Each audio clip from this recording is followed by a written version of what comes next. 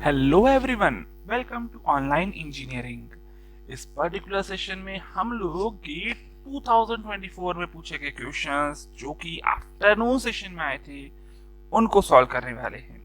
Soil mechanics subject है हमारा। Questions जो थे यहाँ पर बहुत इजी आए थे, लेकिन जो वेटेज था इस सब्जेक्ट का वो हर बार की तरह ही काफी ज्यादा रहा था।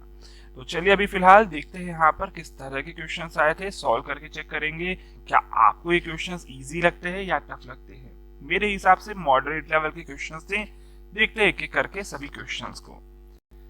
सबसे पहला क्वेश्चन यहाँ पर जो सामने दिख रहा है, that is asked from your topic that is first chapter only. मतलब soil properties, volume, weight relationship पे बेस्ड जो क्वेश्चन है होते हैं वही ये क्वेश्चन है। क्या बोल रहा है? The in situ percentage of voids of a sand deposit is 50%। मतलब इन सिटू मतलब ई लिख देता हूं, that is given equals to be 0.5। फिर आगे बोलता है that the maximum and minimum densities, मतलब जो गामा मैक्स है वो कितना दिया गया है 1.8 और गामा मिनिमम की वैल्यू क्या दे दी गई है, that is equals to be 1.3। फिर आगे बोल रहा है 2.7 यहाँ पर कैपिटल जी की वैल्यू है और पूछता है कि आई डी मतलब रिलेटिव डेंसिटी इंडेक्स की वैल्यू क्या हो जाएगी। ठीक है भाई, आईडी का फॉर्मूला वैसे तो देखिए आप लोगों को सबको पता है क्या होता था फॉर्मूला। अगर मैं वॉइड रेशियो के रिस्पेक्ट में बात करता हूं तो ई मैक्स माइनस ई अपॉन ई मैक्स माइनस ई मिनिमम होता है।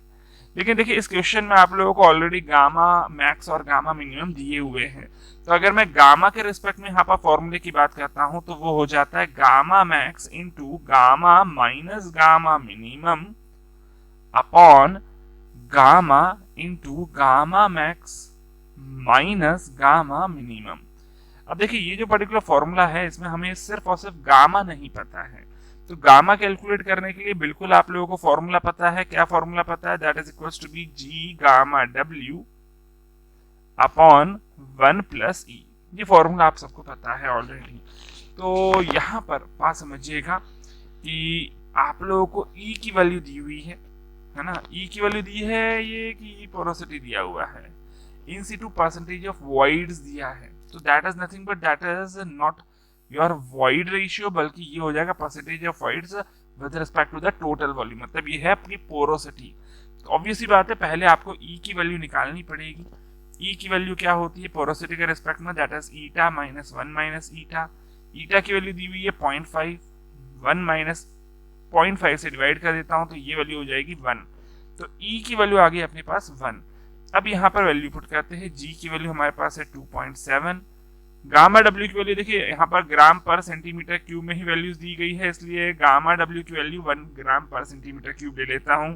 तो एक्चुअली गामा डब्ल्यू नहीं बल्कि रो डब्ल्यू हो जाएगा यहाँ पर, है ना, डिवाइडेड बाय 1 प्लस ई।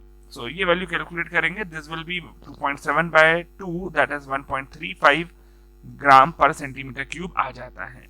अब आप डायरेक्टली ये वाला फॉर्मूला अप्लाई करेंगे और आईडी की वैल्यू निकाल लेंगे। जैसे गामा मैक्स की वैल्यू है मेरे पास 1.8, गामा की वैल्यू मैंने अभी अभी निकाली 1.35, मिनिमम की वैल्यू 1.3 दी है, डिवाइडेड बाय 1.35 इंटू 1.8 माइनस 1.3।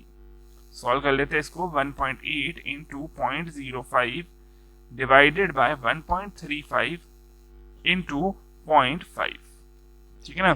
तो बहुत ही इजीली आप ये कैलकुलेट कर सकते हैं और कैलकुलेटर क्योंकि दिया जाता है तो ये वैल्यू आ जाएगी आपकी 0.13।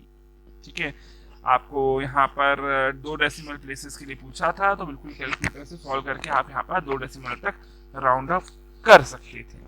क्वेश्चन मेरे हिसाब से इजी था। बाकी हाँ ये हो सकता है कि आप लोगों को ये आईडी का फॉर्मूला ही ना पता हो, है ना। तो अगर आईडी का फॉर्मूला ही नहीं पता तो फिर ऑब्वियसली बात है कोई आपको हेल्प नहीं कर पाएगा, because you are going for the GATE exam और जिसमें अधिकतर क्वेश्चन जो होते हैं वो न्यूमेरिकल होते हैं, तो फॉर्मूले को स्किप करने का बिल्कुल भी जोखिम यहाँ पर नहीं उठा सकते थे। फिलहाल चलिए आगे बढ़ते हैं अगले क्वेश्चन की तरफ। नेक्स्ट क्वेश्चन है मेरे पास, अ ड्रेन्ड ट्राइएक्सियल टेस्ट वाज कंडक्टेड। मतलब ये ट्राइएक्सियल टेस्ट shear strength पे बेस्ड क्वेश्चन है। Was conducted on a saturated sand specimen using a stress path triaxial testing system। ठीक है भाई, the specimen field when the axial stress reached to a value of 100 kilo newton per metre square. मतलब जो axial stress है वो कितना पहुंच गया, that is 100 kilo newton per metre square.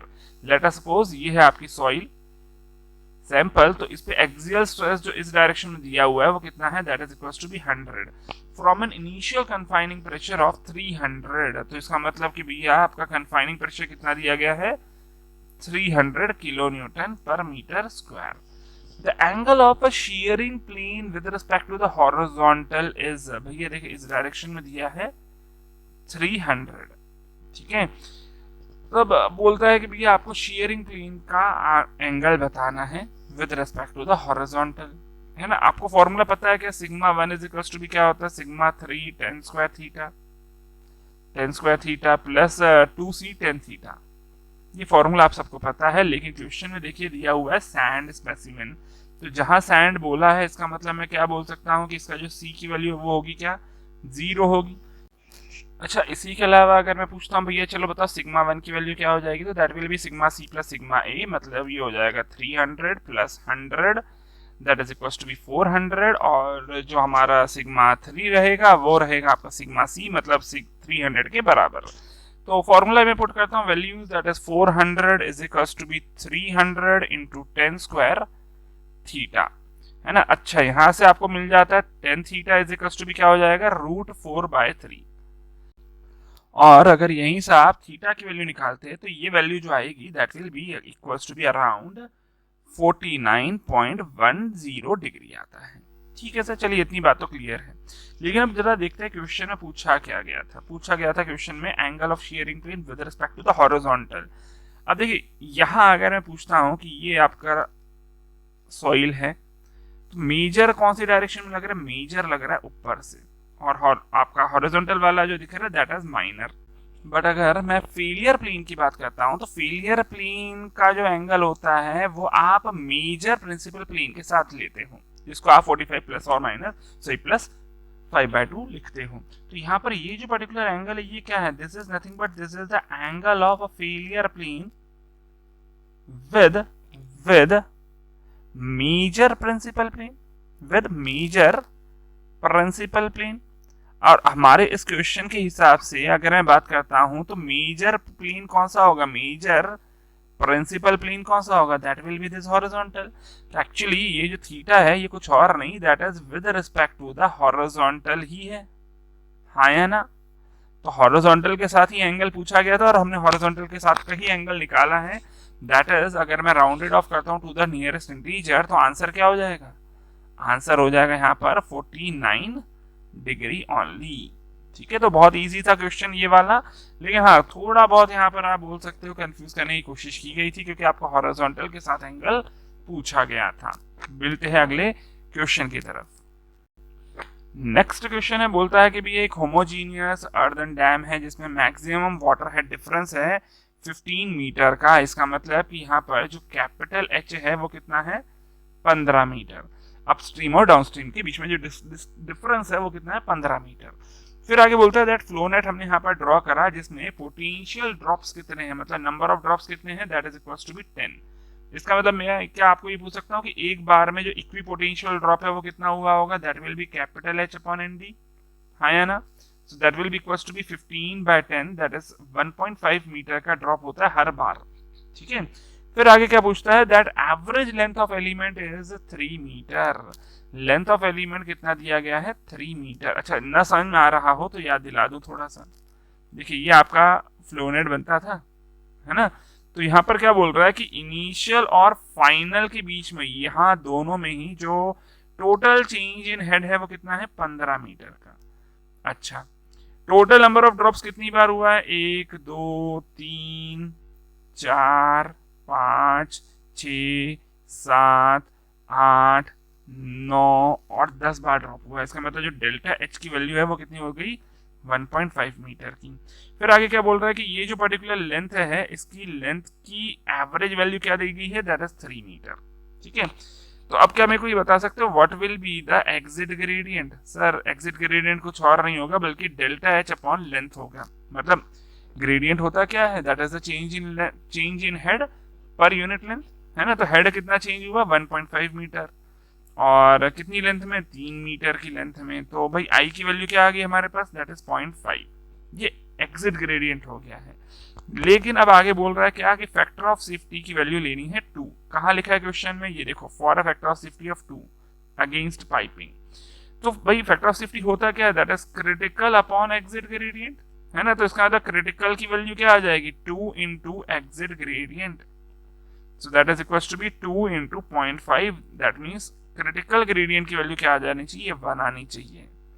ठीक है। अच्छा, क्रिटिकल ग्रेडियंट का फॉर्मूला आप लोगों को पता है, सी पेज वाले चैप्टर में ही पढ़ा है, g माइनस 1 अपॉन 1 प्लस ई, है ना। देखो क्वेश्चन में g की वैल्यू दी गई है as equal to be 2.65 minus 1 upon 1 plus E. अब देखो क्वेश्चन में पूछा क्या गया है, क्वेश्चन में पूछा ही गया है हमें कि भाई वॉइड रेशियो की वैल्यू क्या होगी। इसका मतलब क्वेश्चन को बस सॉल्व करते चलो, आप आंसर की तरफ अपने आप ही पहुंच रहे हो। तो इसका मतलब मैं क्या बोल सकता हूँ, that 1 plus e is equal to be 1.65। तो इसका मतलब ई की वैल्यू क्या होगी, 0.65 के बराबर। बहुत ही इजी सा क्वेश्चन था, है ना। 0.65 आंसर हो गया हमारा। इसको चलो यहाँ पर पुट कर सकते थे, 2 डेसिमल बोले गए थे, 2 डेसिमल में ही आपका आंसर आया है। चलिए आगे बढ़ते हैं अगले क्वेश्चन की तरफ। देखते क्वेश्चन क्या बोल रहा है। यहाँ पर 3 स्टेटमेंट दिए हैं, पी, क्यू और आर। पी बोल रहा है यहाँ पर that compacted fine grain soil with flocculated structure. अच्छा, फ्लॉकुलेटेड स्ट्रक्चर मतलब क्या है, ग्रुप्स बनाया हुआ, है ना। क्ले की बात कर रहा है तो भैया इस तरह का बिल्कुल आप लोगों ने स्ट्रक्चर देखा है ना। कॉम्पैक्शन जब पढ़ा था तो कॉम्पैक्शन में आपने इस तरह का स्ट्रक्चर देखा होगा, देखा है, बोलो हाँ या ना। अच्छा, एक फ्लॉकुलेटेड होता था और दूसरा क्या होता था आपका, डिस्पर्स्ड स्ट्रक्चर। याद है, कुछ इस तरह का स्ट्रक्चर देखा था, है ना। ये बनता है ऑन द ड्राई साइड, ठीक है ना। तो इस तरह का स्ट्रक्चर। अब देखो यहाँ पर कोई भी डायरेक्शन में ऐसा नहीं दिख रहा है कि एक ही पर्टिकुलर डायरेक्शन में आपके पार्टिकल्स इंक्लाइंड है ना। तो अब फ्लॉकुलेटेड में मैं क्या बोल सकता हूँ कि फ्लॉकुलेटेड में पार्टिकल्स किसी एक पर्टिकुलर डायरेक्शन में इंक्लाइंड नहीं है। और अगर एक ही पर्टिकुलर डायरेक्शन में इंक्लाइंड नहीं है, इसका मतलब मैं क्या बोल सकता हूँ, that the structure is same in all directions. Yes और नो बोल सकते हो ऐसा आप। और अगर सभी डायरेक्शन में सेम ही है आपका स्ट्रक्चर, इसका मतलब मैं क्या बोल सकता हूँ कि जो परमेबिलिटी होगी वो क्या होगी, सभी डायरेक्शन में इक्वल इक्वल ही रहेगी। और अगर ऐसा है, इसका मतलब ऐसी सॉइल को क्या बुलाया जाता है, आइसोट्रॉपिक बुलाया जाता है, ठीक है ना। लेकिन ये तो है फ्लॉकुलेटेड स्ट्रक्चर। अगर मान लीजिए डिस्पर्स्ड स्ट्रक्चर बोला होता तो डिस्पर्स्ड स्ट्रक्चर मतलब क्या होता है, ये इस तरह का स्ट्रक्चर, है ना, बिल्कुल पढ़ा है। अब इस तरह का अगर स्ट्रक्चर है तो इसमें साफ दिख रहा है कि ये लेयर्स जो बनी है वो एक ही डायरेक्शन में इंक्लाइंड है। यस और नो।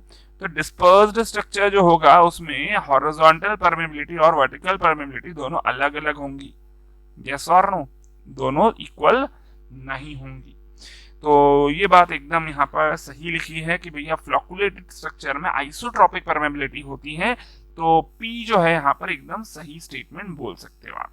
अच्छा चलिए आगे बढ़ते हैं, क्यू स्टेटमेंट देखते हैं जरा।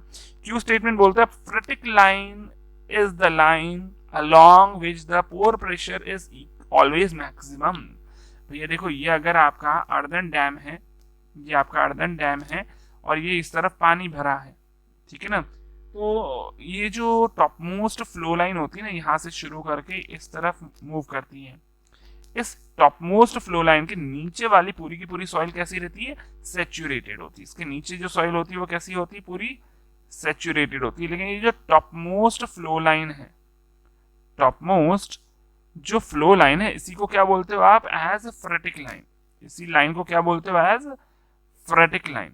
और टॉप मोस्ट फ्लो लाइन पे अगर मैं बात करता हूं तो यहाँ पर जो पोर वाटर प्रेशर होता है वो कितना होता है, 0 होता है। और इसके नीचे क्या होता है, हाइड्रोस्टैटिक होता है। इसके नीचे कैसा रहता है, हाइड्रोस्टैटिक होता है, बिलो इट, ठीक है ना। तो मैक्सिमम नहीं होता पोर वाटर प्रेशर, यहाँ पर मैक्सिमम नहीं होता। इसका मतलब मैं क्या बोल सकता हूँ कि जो क्यू स्टेटमेंट है वो गलत हो गया, पक्का है। अब जरा आर स्टेटमेंट सुनना जरा। आर स्टेटमेंट क्या बोलता है, that the piping phenomena occurring below the dam foundation is typically known as blow out piping. देखिए भैया, इसको ब्लो आउट पाइपिंग नहीं बोलते, क्योंकि जो डाउनस्ट्रीम साइड है ना, वहां से पार्टिकल्स धीरे धीरे बाहर निकलते जाते हैं, है ना। तो यहाँ से धीरे धीरे पार्टिकल्स बाहर निकलते हैं।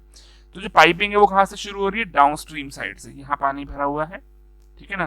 तो इधर से धीरे धीरे जो आपका पार्टिकल्स है वो बाहर निकलते जाते हैं। इस तरह की पाइपिंग को आप क्या बुलाते हो? As backward erosion piping. ऐसी पाइपिंग को क्या बुलाते हो आप? As backward erosion piping. ठीक है, तो ये ब्लो आउट पाइपिंग नहीं होती है। ब्लो आउट पाइपिंग जनरली कहाँ देखने को मिलती है? अगर आपने शीट पाइल प्रोवाइड करी है तो वहां पर आपको ब्लो आउट पाइपिंग देखने को मिल सकती है, या फिर हीविंग देखने को आपको मिल सकती है। तो जो आर स्टेटमेंट है वो गलत है, क्योंकि ब्लो आउट पाइपिंग यहाँ पर लिखा हुआ था। तो अब जरा चेक करते हैं पहला स्टेटमेंट, पहला ऑप्शन बोलता है कि दोनों ट्रू है। भाई दोनों ट्रू नहीं हो सकते, यहाँ पर आपका सिर्फ पी ट्रू है। सेकंड बोलता है कि क्यू और आर फॉल्स है। बिल्कुल सही बात है भैया, ये तो सही दिख रहा है। सी बोल रहा है कि पी फॉल्स है। नहीं भाई, पी तो ट्रू है, तो ये भी गलत हो गया। डी क्या बोल रहा है? दैट पी इज ट्रू, बिल्कुल ठीक है, और आर इज फॉल्स, ये भी सही है। तो इसका मतलब यहाँ पर आंसर क्या देखने को मिल रहा है कि आपको आंसर 2 पे टिक करना था, दैट इज बी एंड सी लिख दिया मैंने यहाँ पर, बी और डी यहाँ पर एकदम सही है। ठीक है, तो था इजी क्वेश्चन, लेकिन कंफ्यूज करने की कोशिश बिल्कुल कर रहा था यहाँ पर, क्योंकि ये एमएसक्यू बन रहा है। ठीक है, चलिए आगे बढ़ते हैं अगले क्वेश्चन की तरफ। नेक्स्ट क्वेश्चन देखते हैं। देखिए यहाँ पर भी 2 स्टेटमेंट लिखे, पी और क्यू, और रिटेनिंग वॉल के एनालिसिस या डिजाइन से रिलेटेड ये 2 स्टेटमेंट्स दिए गए हैं। पढ़ते जरा क्या बोल रहा है। पहला बोलता है that when a rough retaining wall move towards the backfill. चलिए पहले एक काम करता हूँ, यहाँ एक रिटेनिंग वॉल बनाकर दिखाता हूँ पहले। ठीक है, अब आगे क्या बोल रहा है कि ये जो पर्टिकुलर आपका वॉल है वो इस तरफ मूव कर जाती है। ठीक है, अब देखिए वॉल मूव करती है तो ऑब्वियस ही बात है यहाँ पर एक आपका फेलियर प्लेन बना होगा, और वॉल अगर टुवर्ड्स द बैकफिल मूव कर रही है तो ये दबाएगी इसको, और ये आपकी सॉइल किस तरफ जाएगी? इस तरफ स्लाइड करेगी। सॉइल आपकी यहाँ पर ऊपर की तरफ स्लाइड कर रही है, सॉइल आपकी ऊपर की तरफ स्लाइड कर रही है। तो इसको रोकने के लिए सॉइल पर जो आपका फ्रिक्शन लगेगा वो किस तरफ लगेगा? नीचे की तरफ लगेगा, है ना। तो अगर मैं यहाँ पर आपको पूछता हूं that friction on soil by wall, wall के कांटेक्ट पर जो फ्रिक्शन लगेगा ऑन सॉइल वो किस डायरेक्शन में लगेगा? डाउनवर्ड डायरेक्शन में लगेगा। लेकिन अगर मैं पूछता हूं कि friction on wall bye soil किस तरफ लगेगा, तो भैया वॉल पर किस डायरेक्शन में लगेगा? अपवर्ड डायरेक्शन में लगेगा। ठीक है, तो यहां पर एक्चुअली जो पूछा गया है वो क्या पूछ रहा है? The wall friction mobilises in upward direction. भैया देखो वॉल पे फ्रिक्शन किस डायरेक्शन में लग रहा है? अपवर्ड डायरेक्शन में लग रहा है। वॉल पे जो फ्रिक्शन लग रहा है वो किस डायरेक्शन में लग रहा है? वो अपवर्ड डायरेक्शन में लग रहा है। इसका मतलब मैं क्या बोल सकता हूँ कि भैया पी स्टेटमेंट क्या हो गया? ट्रू हो गया। पी स्टेटमेंट क्या हो गया? ट्रू हो गया, एकदम सही लिखा है। अच्छा, अब क्यू स्टेटमेंट जरा देखो। Most of the earth pressure theories calculate the earth pressure due to surcharge by neglecting the actual distribution of stresses due to surcharge। अब इसका मतलब थोड़ा समझाता हूं। लेट अस सपोज कि ये आपकी सॉइल पर आपने कोई लोड अप्लाई कर दिया, late us suppose Q load आपने अप्लाई कर दिया यहाँ पर सॉइल पर। तो इसके कारण जब आप अपना अर्थ प्रेशर का डायग्राम बनाते हो तो कैसा बनता है? सर ये हो जाएगा K इंटू क्यू, और उसके बाद नीचे जो सॉइल के सेल्फ वेट के कारण बढ़ेगा, वो सेल्फ वेट के कारण जो भी बढ़ेगा वो कितना हो जाएगा? K into gamma into H. ठीक है ना। अब यहाँ पर अगर एक्टिव है तो Ka लिख देना, ठीक है ना। लेकिन एक बात समझो जरा, यहाँ ये जो पर्टिकुलर रेक्टेंगल मैंने बनाया है, जिसको मैं चलो अभी हाईलाइट भी कर देता हूँ आपके लिए, ये रेक्टेंगल वाला जो अर्थ प्रेशर है ये तो क्या मान लिया हमने यहाँ पर कि कांस्टेंट है, कोई वेरिएशन नहीं है इसका। जबकि एक्चुअली अगर ये लोड अप्लाई हो रहा है तो इसका जो स्ट्रेस होगा वो क्या होगा? वो स्ट्रेस किस तरह से वेरी करेगा? सर वो स्ट्रेस तो कुछ इस तरह से वेरी करता है, मतलब नीचे जाने पे क्या होता है? धीरे धीरे स्ट्रेस की वैल्यू डिक्रीज करती है विद द डेप्थ, क्योंकि उसका जो लोड डिस्पर्जन एरिया है वो बढ़ता जाएगा। हाँ है ना। इसको कोई कंसीडर करते हैं क्या हम लोग? नहीं। हम तो यहाँ पर ये मानते हैं कि भैया अगर इधर टॉप पर इंटेंसिटी ऑफ सरचार्ज है Q, तो इवन बॉटम पे भी जो इंटेंसिटी ऑफ सरचार्ज होगा क्या होगा? Q होगा। ये हम लोग एज्यूम करते हैं सभी की सभी थ्योरीज में, तभी जाके तो K इंटू क्यू कॉन्स्टेंट रह गया। सही बात है ना। तो ऑब्वियसली बात है, ये एकदम सही लिखा है कि भैया हाँ ये एज्यूम्शन होता है हमारा अधिकतर थ्योरीज में। दैट मींस क्यू स्टेटमेंट भी क्या हो गया? एकदम सही हो गया। अब जरा चेक करते हैं पहले। फर्स्ट ऑप्शन बोलता है that both P and Q R true, बिल्कुल सही बात है भाई, है ना। अच्छा, फॉल्स कोई भी नहीं है, इसका मतलब कि ना ही बी ऑप्शन होगा, ना ही सी ऑप्शन होगा, ना ही डी ऑप्शन होगा, सिर्फ और सिर्फ एक ही आंसर होगा, that will be your option number A हो जाएगा। ठीक है, चलिए देखते हैं अभी नेक्स्ट क्वेश्चन है अगला, क्या बोलता है that which one of the following saturated fine grained soil can attain a negative Skempton pore pressure parameter A। भैया देखो A की वैल्यू जो है वो नेगेटिव भी हो सकती है और पॉजिटिव में भी हो सकती है, लेकिन अगर मैं नेगेटिव की बात करूं मतलब -0.5 से लेकर 0 के बीच में होती है वैल्यू इसकी फॉर ओवर कंसोलिडेटेड सॉइल। ठीक है, अच्छा इसका अगर रेंज आपको लोगों को याद ना हो, जब भी आप लोगों ने थ्योरी पढ़ी होगी तो बिल्कुल आप लोगों को बताया होगा 0.5 से लेकर इसकी वैल्यू 1 के बीच में होती है फॉर एनसी सॉइल। ठीक है, और 2 से लेकर 3 के बीच में होती है फॉर वेरी लूज सॉइल।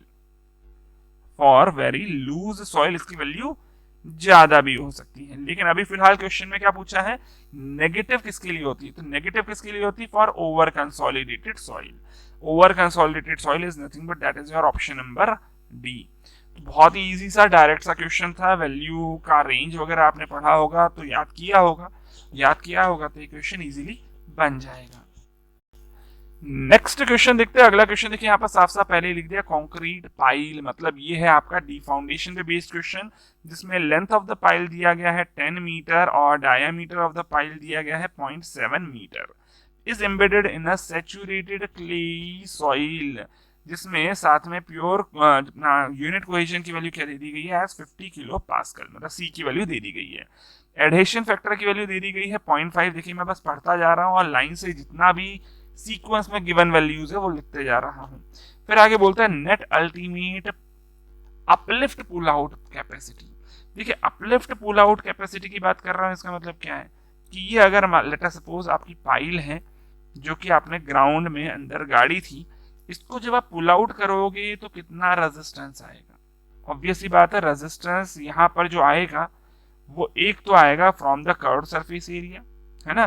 तो अगर रेजिस्टेंस की बात कर रहा हूँ अपलिफ्ट की या फिर पुल आउट की बात कर लेता हूँ मैं, तो इसमें रेजिस्टेंस जो आएगा पहला तो आएगा साइड से मतलब F S into A S. F S क्या है, साइड यूनिट रेजिस्टेंस, और ए एस क्या है, साइड का एरिया, प्लस इसके अलावा यहाँ पर इस पाइल का जो वेट होगा ना वो भी तो ऐड करेगा डाउनवर्ड में, जो कि रेजिस्ट करेगा इसको पुल आउट करने में, तो वेट भी यहाँ पर ऐड कर देता हूँ। एक और चीज सर, एक एंड बियरिंग भी होती थी, लेकिन एंड बियरिंग भाई यहाँ से जब नीचे की तरफ दबाओगे ना तब तो एंड बियरिंग मिलेगी इस एरिया से। अब इसका ये जो टॉप मोस्ट एरिया दिख रहा है वो तो हवा में है ना, सॉइल तो है ही नहीं जो रेजिस्ट करती, इसीलिए एंड बियरिंग यहाँ पर एक्ट नहीं करेगी। तो अब जरा देखते हैं जरा यहाँ पर एफ एस का फॉर्मूला क्या होता था, that is equals to be और अल्फा इंटू सी बार, है ना। अब साइड रेजिस्टेंस एरिया कितना होता है, that is nothing but that is pi D L curved surface area, है ना, प्लस वेट। अच्छा वेट की वैल्यू भी अगर मैं लिखूं तो वेट क्या होता है सर, वेट होता है अपना volume into gamma. Volume of the pile कितनी हो जाएगी, पाई बाय 4 डी स्क्वायर, है ना, इनटू ये तो हो गया आपका कौन सा एरिया, ये हो गया आपका cross sectional area, into length, ये हो गया आपका volume, into gamma of concrete, क्योंकि भैया आपकी पाइल किसकी है, कंक्रीट की पाइल है, तो अल्फा इंटू सी बार। अल्फा की वैल्यू देखते हैं जरा 0.5, सी बार की वैल्यू क्वेश्चन में क्या दी है 50, पाई, डीपी की वैल्यू क्वेश्चन में दी है 0.7, एल लेंथ की वैल्यू दी गई है 10। आगे फर्दर सॉल्व करता हूँ, पाई बाय 4, डायमीटर की वैल्यू 0.7, लेंथ की वैल्यू मेरे पास कितनी दी गई है, दैट इज 10, ठीक है, into gamma C of concrete का गामा क्या ले लूं 25 kilo newton per metre cube. ठीक है, चलिए ठीक है, तो इसको फिलहाल बिल्कुल आराम से आप लोग सॉल्व कर सकते हो। क्वेश्चन में साथ साथ आपको कैलकुलेटर भी दिया जाता है, तो ये क्वेश्चन बहुत ही इजीली सॉल्व होता है, बस ये एक इक्वेशन आपको सॉल्व करनी थी यूजिंग योर कैलकुलेटर, आप लोग इजीली कर सकते हो। आंसर फाइनली जो आता है वो मैं बता देता हूँ, that will be around 550 kilo Newton. ठीक है, तो बाकी ये एक्सप्रेशन ऐसा ही क्यों लिखा वो समझना था आप लोगों को, कैलकुलेशन बिल्कुल आप लोग खुद भी कर सकते थे। चलिए अभी फिलहाल आगे मूव करता हूँ टूवर्ड्स अवर नेक्स्ट क्वेश्चन। अगला क्वेश्चन है यहाँ पर 2024 का ही, कॉन्टेक्ट प्रेशर डिस्ट्रीब्यूशन दे दिया गया है यहाँ पर इस पर्टिकुलर डायग्राम में। अब ये डायग्राम में जरा देखो जरा ध्यान से, क्या सेटलमेंट यहाँ पर देखने को मिल रहा है कि अलग अलग हुआ है? नहीं सर, इसका मतलब मैं यहाँ पर क्या लिख सकता हूँ, दैट सेटलमेंट इज यूनिफॉर्म, है ना। अगर सेटलमेंट यूनिफॉर्म हो रहा है हर एक लोकेशन पे, इसका मतलब कि जो आपकी फुटिंग होगी वो कैसी होगी, रिजिड फुटिंग होगी। जो फुटिंग होगी वो कैसी होगी, रिजिड फुटिंग होगी, ठीक है ना। तो ऑब्वियस सी बात है, जहां रिजिड फुटिंग होगी इसका मतलब ए और डी तो गलत हो गए। अच्छा, इसके अलावा और साथ में देखो जरा, ये है आपका स्ट्रेस और कांटेक्ट प्रेशर का वेरिएशन, है ना। तो मैं क्या यहाँ पर क्या बोल सकता हूँ इस वेरिएशन को देखकर, that contact pressure is minimum at centre and maximum at edges. अच्छा, ऐसा कहाँ देखने को मिलता है? ऐसा आप लोगों को देखने को मिलता है इन द कोहेसिव सॉइल, है ना। इसका ऐसा कहाँ देखने को मिलता है आपको, कोहेसिव सॉइल में देखने को मिलता है ना। लेकिन देखिए चलिए, कोहेसिव सॉइल में तो जो डायग्राम बनता है वो कुछ इस तरह का बनता है, जो कि यहाँ पर डायग्राम दिया हुआ है। ये क्ले रिजिड फुटिंग के साथ का ये डायग्राम है। अगर मान लीजिए सैंड होती तो सैंड में डायग्राम कैसा बनता है, सैंड में से डायग्राम कुछ इस तरह का बनता है। ये है सैंड रिजिड फुटिंग का डायग्राम, ठीक है। तो ये बिल्कुल आप लोगों ने पढ़ा होगा, बोरोविका थ्योरी पे ये क्वेश्चन है। और बोरोविका थ्योरी, ये जो वेरिएशन पे बेस्ड क्वेश्चंस है ना, ये पहले भी बहुत बार आए हैं। तो मैंने आप लोगों को इसके पिछले वाले सेशंस में ये बहुत अच्छे से समझाया है। तो ये जो पर्टिकुलर क्वेश्चन है इसका आंसर बहुत इजीली आप लोग बता सकते हैं, that will be your option number B, ठीक है। And this is the last question जो आपको 2024 के पेपर में सॉइल मैकेनिक्स सब्जेक्ट से पूछा गया था। मेरे हिसाब से ये ईयर का जो क्वेश्चन था सॉइल मैकेनिक्स सब्जेक्ट के लिए बहुत ज्यादा इजी था। इसको मैं डिफिकल्ट तो बिल्कुल भी नहीं बोल सकता, बाकी आप लोगों के ऊपर डिपेंड करता है कि आपको ये कैसा लगता है, depending upon your own preparation. बाकी हाँ, अगर आप लोगों ने इसके पहले वाले PYQs के सेशन देखे होंगे तो भी आपको काफी ज्यादा इजी लगा होगा। फिलहाल सेशन को मैं यहीं एंड करता हूँ, मिलते हैं अगले सेशन में कुछ और नए कंसेप्ट्स और क्वेश्चंस के साथ। तब तक लगातार पढ़ते रहे, बढ़ते रहे। Happy engineering.